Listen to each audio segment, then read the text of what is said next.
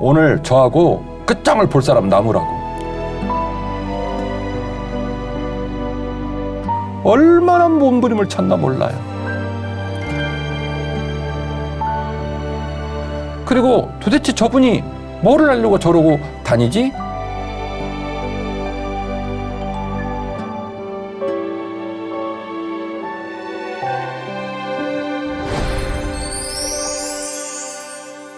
주인 씨 잘 지내셨죠? 네, 목사님 건강하셨어요? 세월이 유수와 같아요.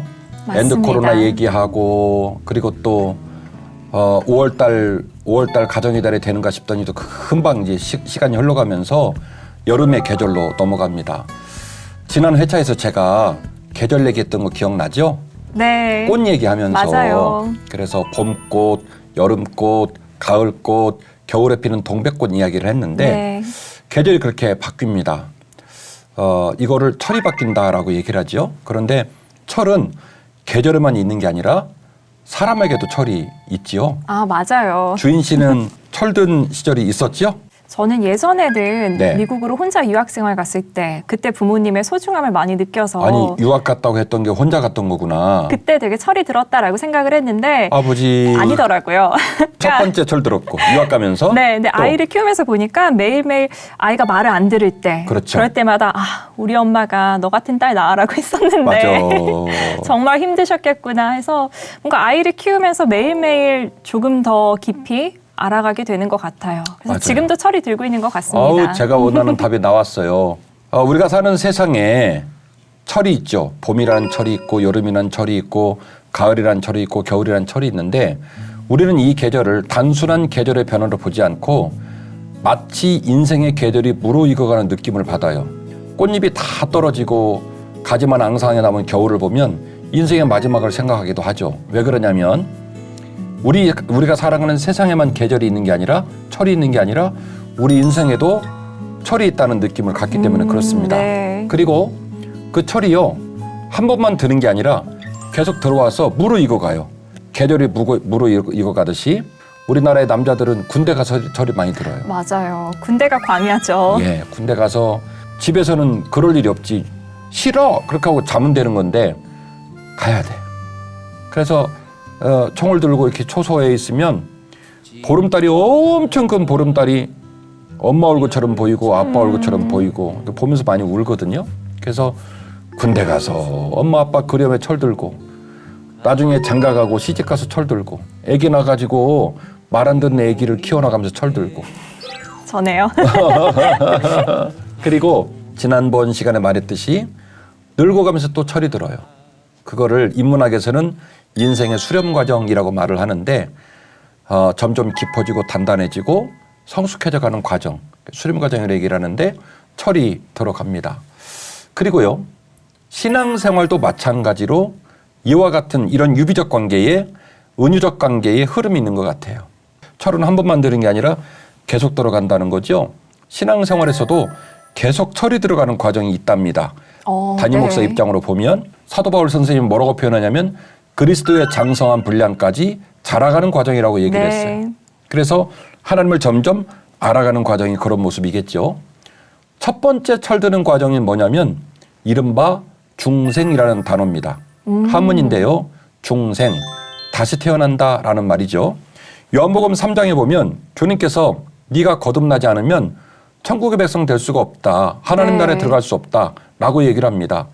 거듭나야 된다. 그래서 중생을 체험하고 거듭나고 그렇게 거듭이 나서 우리가 하나님의 아들과 딸이 되고 나면 죄 안 짓고 좌로나 우로나 치우치지 않고 항상 주님 기쁨되어 살 것 같은데 그렇게 되나요?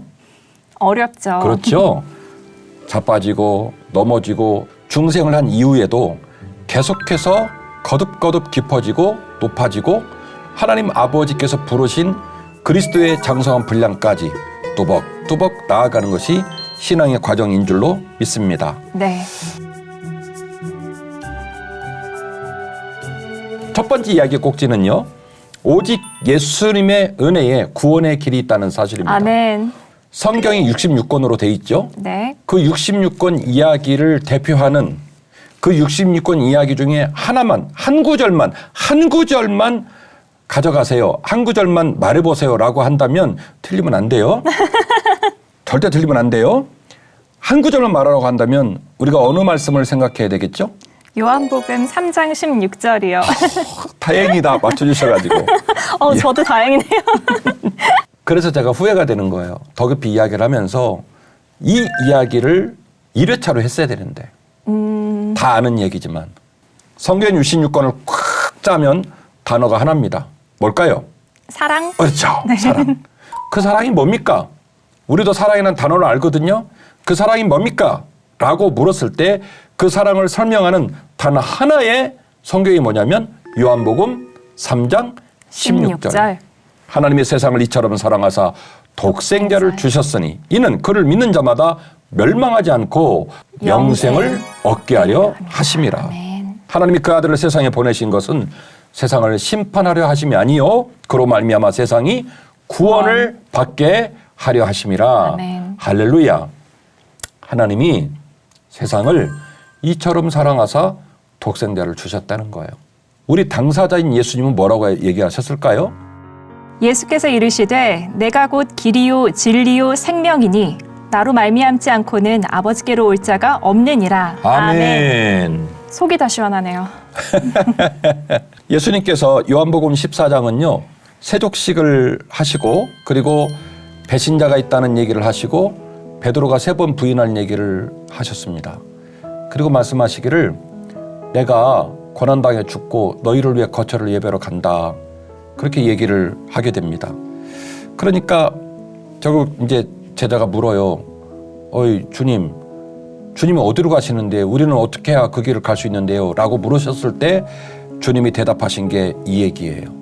송파대로가 아니라 경부선이 아니라 서해안 고속도로가 아니라 내가 곧 길이요 진리요 생명이니 나 말고는 하나님 아버지께로 갈 수 있는 다른 길은 없어. 없다. 그리고 그 하나님을 깨닫고 그 예수님을 깨달은 사도들은 뭐라고 얘기를 했을까? 너희와 모든 이스라엘 백성들은 알라. 너희가 십자가에 못 박고 하나님이 죽은 자 가운데서 살리신 나사렛 예수 그리스도의 이름으로 이 사람이 건강하게 되어 너희 앞에 섰느니라. 이 예수는 너희 건축자들의 버린 돌로서 집 모퉁이의 머릿돌이 되었느니라. 다른 이로서는 구원을 받을 수 없나니 천하 사람 중에 구원을 받을 만한 다른 이름을 우리에게 주신 일이 없음이라 하였더라. 아멘. 아멘. 지금 이 본문은요. 저랑 주인 씨랑 과거에 미문편 같이 나눴잖아요. 네. 그 미문편에 성전 미문에 있는 보행장애인을 고쳐준 일로 일어난 일을 가지고 베드로가 핍박을 당합니다. 네. 네가 무슨 권리로 그랬느냐? 그랬을 때 베드로가 내가 아니다. 나사렛 예수의 능력으로 내가 이 사람을 고쳤고 쭉 얘기를 하면서 이 베드로가 막 기탄 없이 주의 복음을 증거하고요. 그 증거를 딱 마지막에 어떻게 정리를 하냐면 천하에 많은 이름들이 있다 손 치더라도 오직 주 예수 그리스도 말고 구원을 받을 만한 다른 이름을 주신 적이 없다. 오직 예수 이름만이 구원의 길이다. 결국 아멘. 앞서 말했던 예수님의 고백을 그대로 이어가고 있는 거예요. 맞아요. 다른 이름의 구원이 있고 다른 길이 있다면 예수님께서 십자가 고난을 네. 감당하실 이유가 전혀 없었죠. 맞습니다. 주님이 말씀하시기를 내가 곧 길이요 진리요 생명이니 나로 말미암지 않고는 아버지께로 올 자가 없다. 없다. 이 선언을 그대로 베드로가 이어가는 거예요. 그대로 수용하는 거예요. 간수가 등불을 달라고 하며 뛰어들어가 무서워 떨며 바울과 실라 앞에 엎드리고 그들을 데리고 나가 이르되 선생들이여 내가 어떻게 하여야 구원을 받으리이까 하거늘 이르되 주 예수를 믿으라 그리하면 너와 내 집이 구원을 받으리라 하고 주의 말씀을 그 사람과 그 집에 있는 모든 사람에게 전하더라. 아멘. 이 이야기도 우리가 사도 바울의 전도여행에서 다룬 바가 있는데요. 빌립보에서 복음을 증거하다가 바울과 실라가 잡혀 들어가요. 네. 그런데 간수가 보니까 이상한 인간들이에요. 내일 죽을 거거든요. 벌벌벌 떨고 막 그럴 줄 알았는데 안에서 찬송하고 찬양하고 기도하고 네. 이야 이상한 애들이다 그랬는데 말이죠. 새벽에 옥문이 열립니다. 그래가지고 간수가 놀래가지고 이거 이제 나는 책임져야 되니까 차라리 죽는 게 낫겠다 맞아요. 싶어서 자결을 하려고 하는데 안에서 낭낭한 목소리가 나왔다 그랬죠. 우리가 여기 있으니 죽지 마라. 간수가 너무 놀랬다고 그랬죠. 네. 저 사람들이 포로되었고 내가 자유인인 줄 알았더니 사실은 내가 포로된 사람이구나. 그래서 그 이유를 물었을 때에 바울이 말합니다. 주 예수를 믿어라. 그리하면 너와 내 집이 구원을 얻으리라. 아멘. 할렐루야. 그래서 간수의 온 집이 구원을 받잖아요. 그 귀한 얘기가 나옵니다. 결국 하나님이 하신 말씀, 예수님이 고백하신 고백, 그리고 베드로의 고백, 바울의 고백을 쭉 지금 한 통으로 이어갔는데 결국 메시지가 하나예요. 하나님 아버지께서 죄로 말미암아 죽을 수밖에 없는 인류를 위하여 예수 그리스도를 보내셔서 당신의 사랑을 완성하셨고 그 아버지의 사랑을 청중하여 예수님께서 천하 모든 인간의 나 말고는 아버지께로 올 자가 없다는 당신의 구원의 메시지를 주시고 그 이야기를 베드로가 이어가고 그 이야기를 바울이 이어가게 된 것이죠. 아멘. 너무 중요한 본문 하나 소개할 텐데요. 로마서 1장 16절 17절입니다. 내가 복음을 부끄러워하지 아니하노니 복음은 모든 믿는 자에게 구원을 주시는 하나님의 능력이 됨이라. 아멘. 먼저는 유대인에게요. 그리고 헬라인에게로다. 복음에는 하나님의 의가 나타나서 믿음으로 믿음에 이르게 하나니 기록된 바 오직 의인은 믿음으로 말미암아 살리라. 아멘. 할렐루야. 여기서 보면 복음에는 하나님의 의가 나타났다라는 말을 원어로 연구해 보면 이런 뜻이에요. 하나님은 지금도 쉬지 않고 일하신다. 아멘. 저를 목사로 세우신 것도, 박주인 아나운서가 아나운서이면서도 하나님을 사랑하게 하신 것도, 또 이 방에 우리 사랑하는 조 PD님, 그리고 영상 감독들, 촬영 감독들, 제작팀 모두들도 C채널이라는 방송국에서 이 힘든 노정들을 감당하는 것은 우리 모두에게 하나님 아버지가 말을 걸어주셨기 때문에 그래요. 제가 뭐라고 그랬죠? 하나님은 지금도 쉬지 않고 일하신다. 복음에는 하나님의 의가 나타났다. 계속 찾아오시고 말 걸어주시고 이야기해 주시고 앞으로도 더 좋은 얘기를 이어가겠지만 그 모든 이야기를 못한다 손 치더라도 이게 마지막 더 깊이 방송이 된다 손 치더라도 아니 최초의 방송이었다면 얼마나 좋았을까 싶은 건 뭐냐면 어디서 출발해야 되냐면 그리스도의 복음으로부터 출발을 해야 돼요. 믿음이란 단어가 2번 반복되는 이유는 첫 번째 믿음과 두 번째 믿음의 위상이 다르기 때문입니다. 첫 번째 믿음은 칭의의 믿음이에요. 하나님께서 거룩하다고 칭해 주신 거예요. 거룩한 게 아니고. 나는 아직 우리 아들들을 감옥에 가두지 않았습니다. 근데 우리 아들들은 감옥에 제 생각에 한 5번은 들어갔어야 돼. 일단 아빠한테 거짓말을 많이 해. 어떨 때는 자기가 필요한 뭔가를 사고 싶은데 아빠가 안 준다니까 빌려달래. 갚겠대. 이놈이 아직까지 안 갚았어. 근데 나는 한 번도 우리 아들을 죄인이라고 말한 적도 없고 내용 증명 보낸 적도 없고 고소한 적도 없어요. 네. 왜? 내가 사랑하는 아들이니까. 언젠가 철들면 아빠 마음 알고 언젠가 철들면 이 아이 마음이 따뜻할 거 믿으니까. 그래서 나는 내 아들, 우리 아들 사랑해. 내가 너를 사랑해. 그러니까 이 첫 번째 믿음은 기적이에요. 은혜. 네. 칭의. 거룩한 건 아닌데 하나님 아버지는 안 미워. 그래. 너 내 딸 해라. 너 내 아들 해라. 엉망진창인데도 불구하고 괜찮아. 너 내 아들 해라. 그래서 첫 번째 믿음. 믿음으로 믿음에 이르게 하나니. 아무려면 같은 믿음을 2번 써놨겠어요? 이 두 번째 믿음은 계속 철들어가는 믿음이겠죠? 그리스도인의 성화. 그리스도의 장성한 분량. 네. 그래서 요 믿음이 순간적인 믿음이라면 두 번째 믿음은 지속적인 믿음. 이 믿음은 하나님의 선물이라면 이 믿음은 주님을 따라가는 제자의 도가 포함된 믿음이에요. 그렇군요. 그래서 믿음에서 믿음에 이르게 하나니. 믿음이 점점 높아지고 단단해진 믿음으로. 복음에 대한 기술은 끝났습니다. 자, 그러면 약간 헷갈리는 분들을 위해서 보충학습을 좀 하려고 해요. 인간들이 말하는 신이 예수님만 있는 건 아니죠? 신들이 많잖아요. 네. 우리나라의 불교 같은 경우도 석가모니를 신으로 믿고 그러시잖아요. 신이 많아요. 그런데 제가 알고 있기로는 예수님 말고 다른 신들은 신이 온다, 신이 와야 한다, 신을 보낼 거다라는 얘기를 신이 존재하기 전부터 계속 얘기한 분은 없어요. 어느 날 신이 자기가 신이라고 밝힌 거지. 근데 몰랐는데 내 신이야. 우리나라에도 예수님이 30명 정도 있대요. 그러니까 본인이 어느 날 나타나가지고 네. 신이라고 이제 우기거나 사람들이 인정해주면 인정을 받았거나 둘 중에 하나지만 네. 어쨌든 어느 날 어느 순간에 신이 출발을 해요. 어느 시점에, 역사의 시점에. 근데 예수님이 신이시다, 예수님이 구원자이시다는 얘기는 독특성을 갖고 있습니다. 그건 뭐냐면 이 제가 지금 말하려는 얘기가 우리 시청자들에게 전달됐으면 좋겠는데 이게 아주 매우 특이해요. 예수님이 오셔가지고 자기가 신이라고 말한 것도 놀라운 얘기지만 예수님 오시기 전부터 계속 구세주가 오신다, 구원자가 오신다는 얘기를 예고방송을 한 거예요. 그것도 일주일 전에 한 게 아니라 한 달 전에 한 게 아니라 1년 전에 한 게 아니라 몇 천 년 전부터 맞아요. 얘기를 한 네. 거예요. 이 땅을 창조하신 하나님께서 태초부터 창조하신 하나님의 그 구속의 역사 가운데서 죄악으로 깨지고 죽을 수밖에 없는 내 백성을 살리기 위하여 내가 구세주를 보내겠다, 내 아들을 보내겠다라는 얘기를 예고하고 있었다는 거예요. 조금 더 들어가 볼게요. 우리 지구가 신음하고 있죠.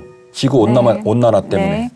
지난번에도 우리 강원도랑 충청도에 불 나가지고 너무너무 고통했잖아요. 그게 뭐냐면 지구 온난화 때문에 일어난 일이거든요.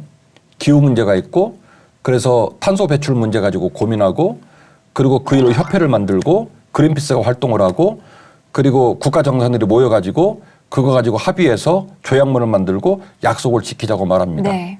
그 의도가 뭐냐면 지구의 질서를 지키자는 거예요. 지구의 질서가 깨지지 않도록 하자는 거예요. 목적은 뭐냐? 공존하는 일을 위하여 인간도 동물도 식물도. 그래서 제가 지금 두 단어로 얘기했습니다. 목적과 질서. 네. 목적은 뭐냐면 공존. 인간이 리더가 되어서 지구 전체를 행복하게 하는 목적. 그리고 이 목적을 지키기 위해서 뭘 만들자? 질서를 만들자. 저탄소 정책 얘기하자. 온도 떨어뜨리자. 뭐 얘기를 한다는 거예요. 이 인류의 탄생을 말하는 이론은 두 가지 이론이 있지 않습니까? 진화론이 있고 창조론이 있고. 네. 제가 알고 있기로 진화론은 코아 세르베이트라고 하는 이 하나의 단백질 결정체로부터 지금 현생 인류까지 진화를 해왔다는 거예요. 어떻게 해요? 질서를 따라 된 게 아니라 우연으로. 네. 어떻게 해요? 돌연변이를 통해서 종과 종 사이를 뛰어넘는 일이 있었다는 거예요. 그래서 우연과 돌연변이가 진화론의 중요한 구조예요. 우연으로 여기까지 왔고 돌연변이로 종과 종 사이를 뛰어넘었다는 거예요. 그렇게 따진다면 진화론의 입장 속에서 이 지구의 목적성과 질서를 말하는 건 되게 좀 안 어울려요. 제가 볼 때는. 내버려 둬야죠. 인간이 왜 주인입니까? 모든 존재하는 생명 중 하나일 뿐인 거죠. 수명 다하면 사라져 가는 거고 또 다른 생명이 나올 것이고 어떻게 갈지 어떻게 알아요? 근데 그 진화론의 바탕으로 논리를 전개하는 우리 많은 인생의 벗들은 목적을 생각하고 질서를 생각합니다. 생명이 공존해야 된다. 지구가 망가지면 안 된다. 좀 낯설지 않아요? 맞아요. 사실 지구 온난화 같은 경우는 명확한 원인이 있는 문제잖아요. 우연으로 발생된 건 아니잖아요. 네. 이 세상을 창조하신 하나님이 계시다고 하는 이 우리 기독교인들의 확신이 무너지지 않기를 원하고 그걸 가지고 고민하지 않기를 원합니다. 왜요? 창조주가 있다는 얘기는 이 지구와 모든 생명을 갖고 있는 분들에게 창조주의 목적이 있다는 거예요. 목적. 그리고 그 목적을 지켜내고 그 목적을 유지하기 위한 질서가 있는 거죠. 지금 우리가 생각하는 요 원리로 생각하면 다 풀어져. 저탄소 문제도 해결이 되고 지구 온난화도 해결이 되고 지금 주인 씨가 유중하게 말했던 목사님 그 원인이 있잖아요. 그것도 창조주의 목적과 질서로 보면 이해가 돼요. 우리가 남용하고 오용하고 잘못해서 일어난 일이죠. 자, 이런 상황인데 어쨌든 이 지구를 창조하신 하나님, 그 창조하신 하나님께서 언젠가 이 인류를 다시 살리고 지구를 회복시키고 이 우주를 회복시킬 수 있는 구세주를 보내시겠다는 예언, 그 약속이 있는 것이 독특성이라고 말씀을 드렸는데 그중에 하나만 읽어보겠습니다. 네. 우리가 전한 것을 누가 믿었느냐? 여호와의 팔이 누구에게 나타났느냐? 그는 주 앞에서 자라나기를 연한 순 같고 마른 땅에서 나온 뿌리 같아서 고운 모양도 없고 풍채도 없은즉 우리가 보기에 흠모할 만한 아름다운 것이 없도다. 그는 멸시를 받아 사람들에게 버림받았으며 간고를 많이 겪었으며 질고를 아는 자라. 마치 사람들이 그에게서 얼굴을 가리는 것 같이 멸시를 당하였고 우리도 그를 귀히 여기지 아니하였도다. 그는 실로 우리의 질고를 지고 우리의 슬픔을 당하였거늘 우리는 생각하기를 그는 징벌을 받아 하나님께 맞으며 고난을 당한다 하였노라. 그가 찔림은 우리의 허물 때문이요 그가 상함은 우리의 죄악 때문이라. 그가 징계를 받음으로 우리는 평화를 누리고 그가 채찍에 맞음으로 우리는 나음을 받았도다. 우리는 다 양 같아서 그를 행하여 각기 제 길로 갔거늘 여호와께서는 우리 모두의 죄악을 그에게 담당시키셨도다. 그가 곤욕을 당하여 괴로울 때에도 그의 입을 열지 아니하였으며 마치 도수장으로 끌려가는 어린 양과 털 깎는 자 앞에서 잠잠한 양같이 그의 입을 열지 아니하였도다. 아멘. 이 인류가 원하는 신이라는 개념은 죽음으로 다가가는 그 인류를 구원할 수 있는 신의 역할을 생각을 하는 거죠. 그런데 예수님 오셔가지고 우리가 알고 있는 수많은 신들과 정반대의 길을 걸어갑니다. 왕의 아들로 온 것도 아니고 특별한 어떤 기적 같은 일들로 이 세상 모든 만물을 놀래킨 것도 아니고 베들레헴의 작은 마을에 말구유 같은 낮고 천한 곳에 오셔서 깨지고 상하고 힘없는 자들 12명 모아가지고 팀을 꾸리고 그리고 가는 곳마다 가난하고 깨지고 병들고 상한 자들만 쫓아다니고 그래서 보니까 권력을 가진 자들 눈에서 보니까 쟤 뭐하는 애야? 쟤 뭐래? 그러니까 뭐라고 말하냐면 메시아래요. 이해돼요? 안 되죠. 우리가 알고 있는 신의 모습은 아니에요. 풍채도 네. 없고 그리고 도대체 저분이 뭐를 하려고 저러고 다니지? 라고 하는 모습으로 그 길을 걸어가면서 주님 말씀하시기를 내가 너희를 구원하겠다는 거예요. 그러니까 못 알아듣는 거죠. 도대체 어디서부터 구원을 하려고 하는 건가? 실제로 저하고 덕유필을 해오면서 예수님 제자들이 예수님 못 알아봤다고 제가 여러 번 말씀드렸죠. 예수님이 자리만 비우면 제자들이 뭐라고 그랬어요? 네가 높으냐? 내가 높으냐? 그걸로 싸웠잖아요. 그리고 어떤 제자는 심지어 엄마까지 동원해가지고 치맛바람이 거기서 나온 거예요. 그 엄마가 와가지고 주님한테 주님 나중에 주님의 나라가 오면 우리 아들 국회의원 시켜주시든지 국무총리 시켜주세요. 뭐 이런 사태가 벌어지잖아요. 주님의 가는 길을 못 알아본 거예요. 그런데 방금 제가 주님의 메시아 사명, 구원자 사명은 독특성이 있다. 어느 날 갑자기 임하신 게 아니라 예수님의 오심을 몇천 년 전부터 계속 예언하고 있다. 시간광에서 그 중에 하나를 읽었습니다. 예수님이 오신대요. 구원자가 오신대요. 그런데 지금 제가 기술한 이야기를 구약이 정확하게 이야기하는 거예요. 그는 마치 도수장으로 끌려가는 어린 양처럼 말없이 고난을 당하고 채찍을 맞고 그 길을 걸어갔다. 그런데 그 일이 채찍을 맞을 일이 아님에도 불구하고 귀가 없는 자처럼 입이 없는 자처럼 말없이 묵묵히 그 모든 일을 감당해서 우리의 질고와 우리의 고난과 우리의 슬픔을 전부 그 몸에 짊어지고 그 길을 걸어갔다라고 예언을 하고 있는 거예요.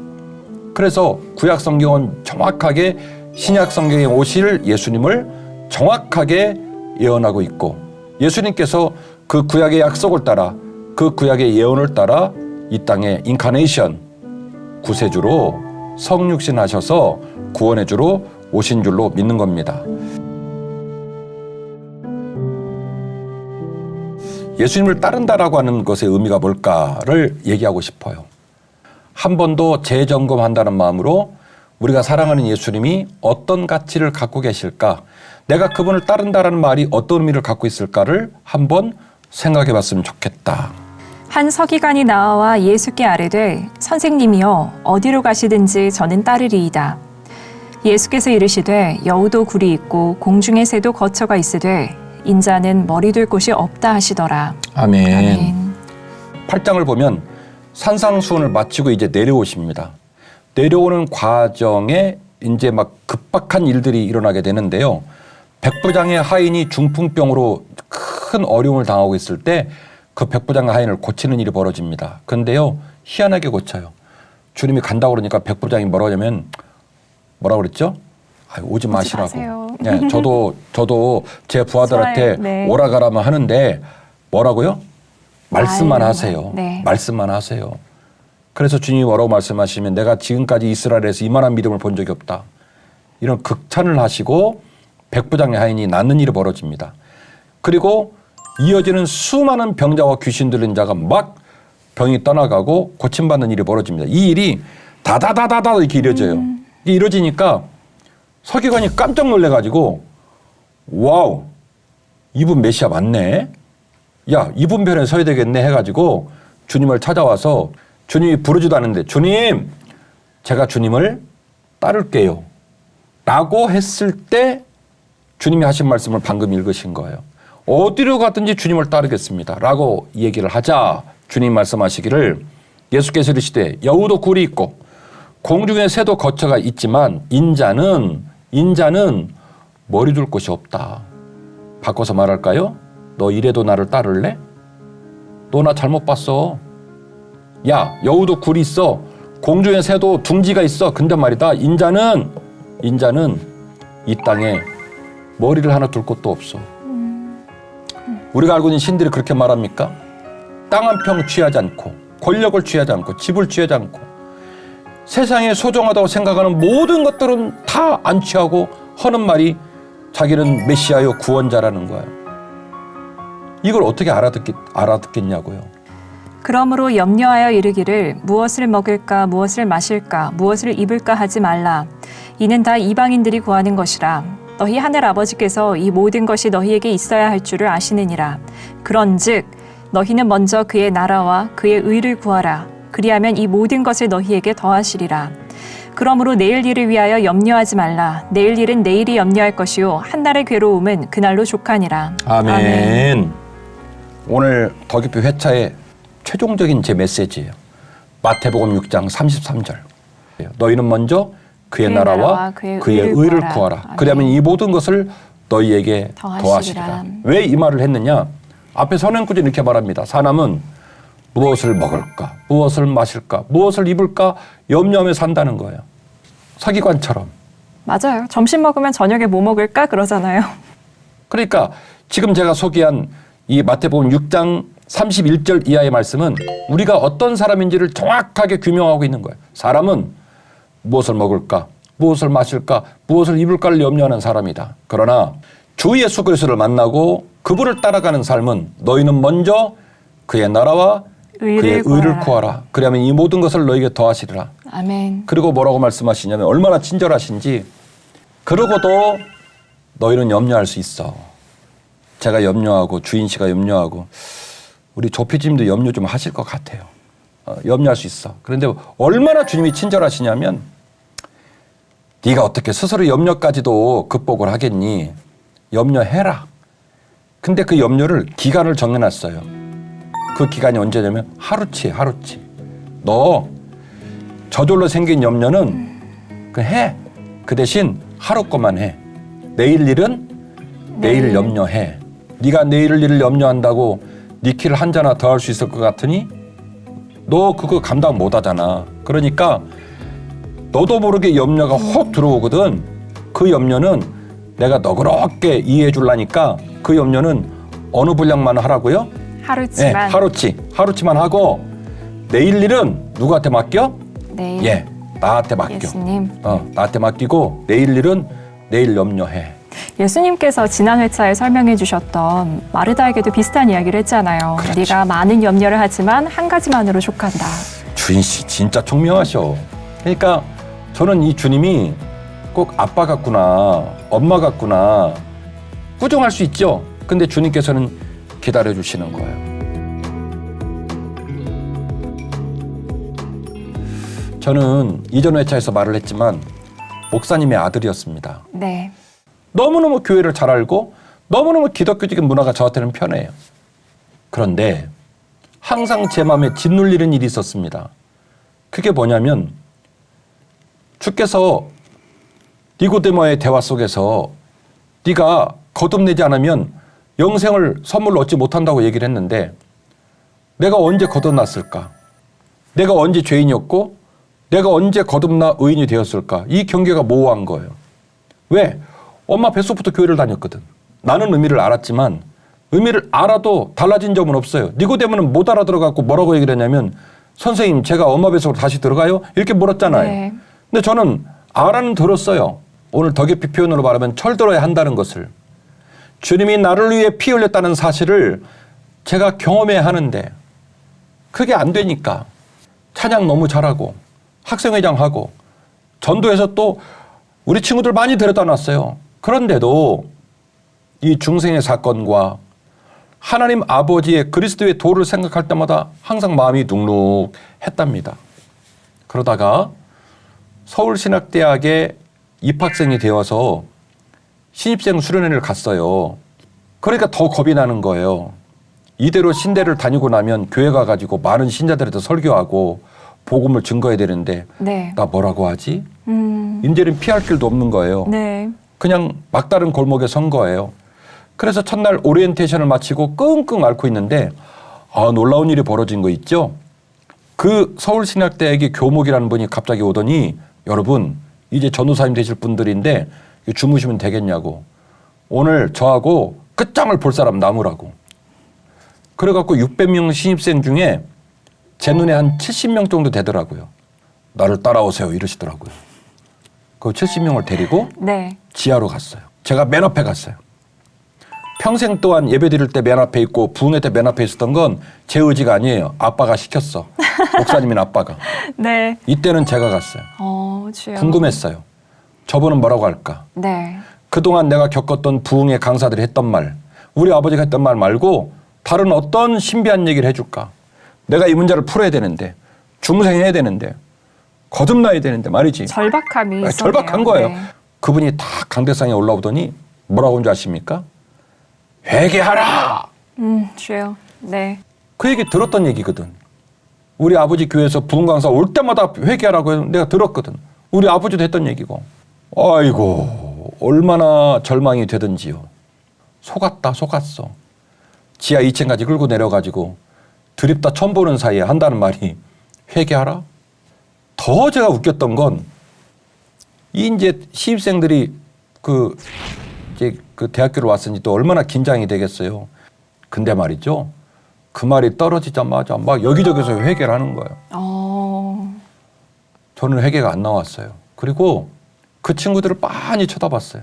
아니 신대까지 와가지고 목회하려는 사람들이 그동안 무슨 죄를 저렇게 많이 졌길래 처음 보는 사이에 회개하란 말 한마디에 저렇게 회개를 할까? 쟤네들은 평상시에 무슨 죄를 얼마나 많이 져서 저럴까? 되게 화도 나고 답답하고 그래서 가만히 있었더니 그 맨 앞에서 가만히 있으니까 그분이 좀 미웠나 봐. 기도가 안 되는 사람은 주여라도 하세요 막 이러는 거예요. 네. 나야. 이쁜 주여, 거룩한 주여, 주여 이 주여 말고 막 화가 나니까 주야 막 이렇게 절박했어요. 화가 나고 답답하고 아마 어쩔 줄 모르겠는 거예요. 막 하나님 이게 뭐냐고. 한 사람 인생 이렇게 망가뜨릴 거냐고. 여기까지 데려와서 이거 뭐냐고. 그렇게 기도하는데 그때 저에게 주셨던 하나님 마음이 있어요. 김진호, 네 말 맞다나 네 친구, 네 후배, 네 선배, 네가 아는 사람, 텔레비에 나오는 범죄자 그 모든 사람들 때문에 주님이 돌아가셨고 너는 그 주변에 있다가 동생 보름달방 뺏어먹은 그 말 같지 않은 조그마한 죄 때문에 은혜를 입긴 입어서 조금 입고 네가 구원하는 일을 겪었다고 네가 생각을 하는지 모르겠지만 바꿔서 생각해보자. 그러면 네가 생각하는 예수님이 그렇게 비참하게 죽을 수밖에 없었던 그 중죄를 지은 사람들이 다 죽어서 이 세상에 없다고 생각해봐라. 이 세상에 너 하나밖에 없다고 생각해봐라. 근데도 불구하고 너는 죄인이지 않니? 근데 동생 보름달빵 뺏어먹은 그 말 같지 않은 죄, 크지도 않은 죄, 그것도 죄인데 그 죄를 위해서라도 주님이 오셔서 그 모진 고난을 당하고 십자가 처형을 감당하고 너를 위해 목숨을 주셨겠느냐? 라고 하는 질문이 저한테 왔어요. 범죄자가 사라지고 어떤 죄인이 다 없다 할지라도 이 지구상에 저 혼자만 있다 할지라도 비록 제가 지은 죄가 별것도 아닌 것 같다고 할지라도 저를 위해서라도, 저 혼자만을 위해서라도 주님께서 또다시 똑같이 그 고난을 당하시고 십자가를 지시고 구원의 주가 되셨을 겁니다. 라고 하는 고백이 탁 나왔어요. 그때부터 눈물이 쏟아지기 시작했습니다. 새벽까지 울었어요. 새벽까지 울고, 그리고 나니까 성경 말씀 표현으로 양심이 화인 맞은 자라는 표현이 있잖아요. 제가 죄인이 아니라고 생각했던 제 마음에 숨겨진 모든 죄들이 컬러 텔레비처럼 다 생각이 나는 거예요. 이 죄를 고백하면 이 죄가 생각이 나고. 그래서 얼마나 몸부림을 쳤나 몰라요. 울긴 했지만 입은 좋아가지고 막 웃었어요. 눈에는 눈물이 쏟아지고 콧물이 쏟아지고 입은 올라가고, 기도가 얼마나 오래되는지도 모르고 기도하고 울고 찬양하고 기도하고. 그리고 새벽 시간이 되어서 지상으로 올라왔는데 놀라운 일이 벌어진 거예요. 공기에서 향기가 나. 소나무가 손을 흔들어. 제 느낌에 진호 거듭났네, 진호가 주님의 마음을 알았네, 지나가는 새가 말을 걸어주고 세상 모든 게 새로워진 거예요. 중생을 체험하고, 그리고 제 일생에 죽을 때까지 잊지 않을 주님을 마음에 모시는 사건이 있었어요. 믿음의 사건은, 구원의 사건은, 중생의 사건은 학문이 아니라, 문자가 아니라, 논리가 아니라 체험이에요. 기독교의 본질을 목사님께서 오늘 말씀해 주셨다고 생각합니다. 네. 그리고 정말 예수님만이 길이요 진리요 생명이니 나로 말미암지 않고는 아버지께로 갈 자가 없느니라. 예. 다른 구원받을 만한 이름이 없노라. 예. 이 부분은 우리가 타협할 수 있는 부분이 아니라고 생각해요. 예. 세상은 구원에 이르는데 많은 다른 길이 있다고 하지만 예. 사실이 아니에요. 우리가 예. 믿는 하나님은 한 분이고, 예. 물론 로마서 1장에 하나님을 알만한 것을 피조물에 하나님께서 드러내셨다고 하셨기 때문에 하나님을 다른 방법을 통해서 하나님에 대해 알 수는 있겠지만 결국 구원에 이르는 것은 예수 그리스도밖에 없다는 그렇죠. 사실을 네. 목사님께서 이렇게 선포해 주셨을 때 정말 기뻤어요. 그래서 정말 감사합니다. 제가 너무 이 이야기의 주제를 너무 늦게 들고 나와서 주님께 죄송하고 시청자들에게도 너무너무 죄송한 마음이 많아요. 그러나 그걸 생각할 수 있는 기회를 하나님 주셨고, 또 선포할 수 있도록 용기를 주셔서 오늘 담대하게 선포했고, 이 방송이 정말로 복음이고 능력이 되어서 이 방송을 보는 분들에게 정말 믿음의 반향을 일으켰으면 좋겠다 라는 기대를 하게 됩니다. 아멘. 주인 씨도 건강하시고 다음 주에 우리 기쁘게 다시 만나요. 고맙습니다. 감사합니다. 네.